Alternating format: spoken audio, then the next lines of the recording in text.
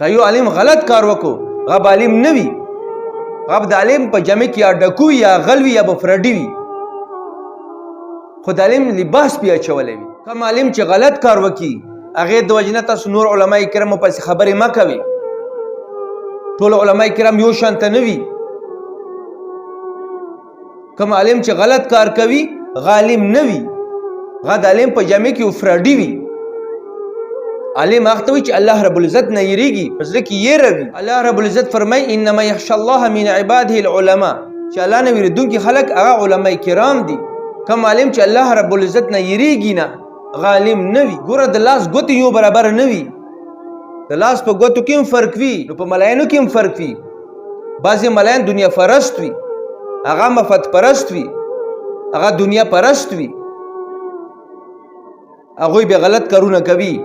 نو کله چې یو عالم غلط کار وکړي تاسو ټول علما کرام مه یادوئ.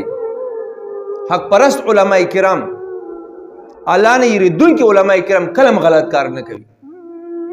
که یو عالم غلط کار وکړو هغه به عالم نه وي، هغه به د عالم په جمع کې یا ډکو یا غل وي یا به فردي وي، خو د عالم لباس پې اچولی وي. خالص د عالم لباس اچول دې سره انسان عالم نشي جوړېدی.